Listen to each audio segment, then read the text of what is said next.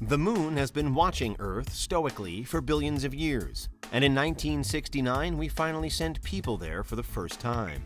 Slashed funding and a lack of return on investment for lunar expeditions mean nobody has gone to the moon's surface since 1972. But could the moon be a future home for humanity? This is Unveiled, and today we're answering the extraordinary question, what if we took an ark to colonize the moon? Are you a fiend for facts? Are you constantly curious? Then why not subscribe to Unveiled for more clips like this one and ring the bell for more fascinating content? Though moon missions have, unfortunately, fallen by the wayside in the last few decades, things seem to be looking up for our closest celestial neighbor. With more space agencies and private companies capable of spaceflight than ever before, attention is back on the moon. And NASA is in the midst of planning a renewed lunar expedition, the Artemis program. Among other things, Artemis will be looking to launch more crewed missions and eventually build the Lunar Gateway, a space station in orbit around the moon, just like the International Space Station orbits Earth. The Lunar Gateway will give astronauts better access to the moon than ever before, allowing them to descend to the surface for months or even years of study. Currently set to launch in 2024, we'll hopefully see this endeavor come to fruition by the end of the decade. Elsewhere in the world, China and Russia are collaborating on a similar plan to construct a permanent base, the International Lunar Research Station, on the surface. But these are still relatively small-scale space missions that will only sustain a handful of people for short periods of time until they return to Earth. They'd spend their time performing experiments and studying rocks. Valuable as this research is, people around the world are all watching the various space agencies to see which one will be first to establish a true human colony on another world, the likes of which we've only seen so far in science fiction. The construction of a permanent settlement on the moon might require a far bigger, more ambitious plan than NASA and the China National Space Administration are currently entertaining. It might require an ark. An ark is an enormous starship capable of sustaining a population of thousands completely independently. You'll usually see them appear in fiction as generation ships, crafts that can support a large population for the hundreds or thousands of years it could take for the ship to reach another star system and a potentially promising exoplanet, or perhaps to exist in space indefinitely. Researchers at the University of Arizona have proposed that we build a Noah's Ark on the moon inside lunar lava tubes. But this wouldn't be a generation ship, it would be a base containing DNA samples from every species on Earth to protect Earth's ecosystem from a doomsday event like a giant asteroid impact. When we talk about sending an ark to colonize the moon, we mean an enormous spaceship, the only difference being that it won't need to travel large distances in space.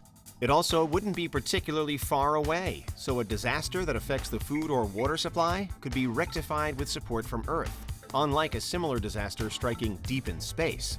And we wouldn't need to go through the trouble of developing artificial habitats after arrival. Everybody would already be living inside the ark. The ark itself would be the colony as soon as it landed on the moon.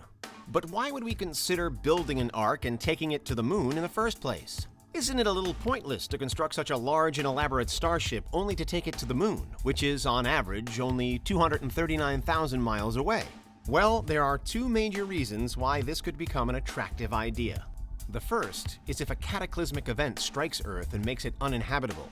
This could be a giant asteroid impact, the eruption of a supervolcano, a deadly plague, a nuclear war, or something else equally devastating.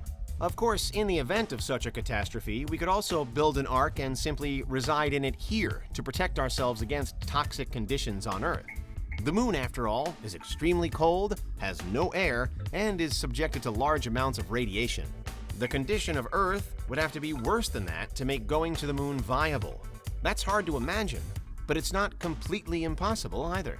Alternatively, the second reason might be that the moon contains resources and minerals so profitable that the expense of constructing and crewing an ark would actually be cost-effective. The ark, in short, would be a mining town. Lunar mining, and space mining generally, is an idea that has been thrown around for a long time, but it's finally looking like it might actually be possible. And not just possible, but extremely lucrative, potentially generating trillions of dollars in revenue. Of course, building the Ark in the first place and sending it to the moon while paying everybody who lives there for the incredibly hazardous job they'd be doing would be an enormous cost in and of itself.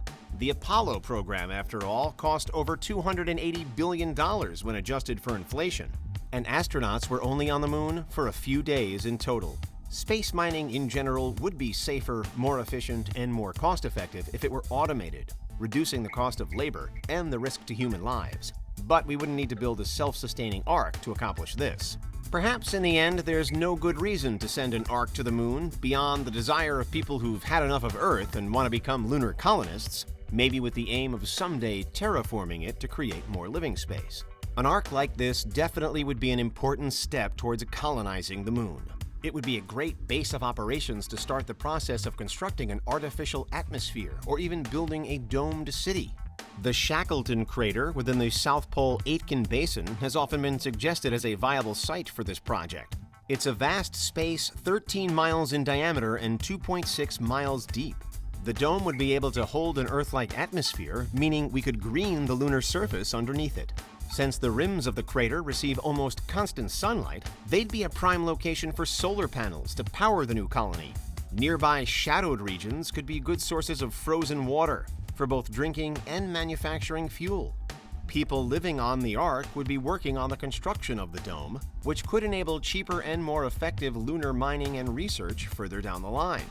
Even better, if we can do this on the moon, we could potentially do it anywhere, using the ark as a colony and base camp and expanding from there.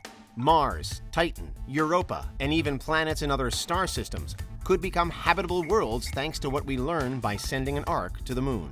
Titan in particular seems like a prime candidate, thanks to its dense atmosphere that blocks radiation, lakes of liquid hydrocarbons to provide fuel, and plenty of water ice. But what would life on the ark really be like? One comparison that already exists on Earth is the isolated town of Whittier, Alaska. Most of the residents in Whittier live in one building, Begich Towers, which also contains the police department, post office, a grocery store, laundromat, and hospital.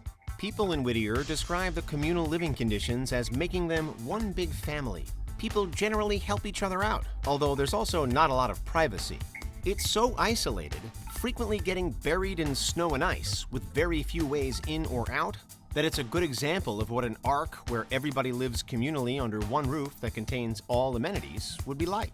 The moon would be far more isolated and hostile than the Alaskan wilderness, but since it's the moon rather than another planet, it would still be relatively close. Unlike taking a generation ship into deep space, this would be a journey you could return from. Moving to the moon could be the same as immigrating to another country. You'd have the option to move back if it wasn't for you. Someday soon, humanity's wildest dreams of journeying to other worlds and building thriving communities there could be a reality, beginning with our very own lunar neighbor. And that's what would happen if we took an ark to colonize the moon. What do you think? Is there anything we missed? Let us know in the comments, check out these other clips from Unveiled, and make sure you subscribe and ring the bell for our latest content.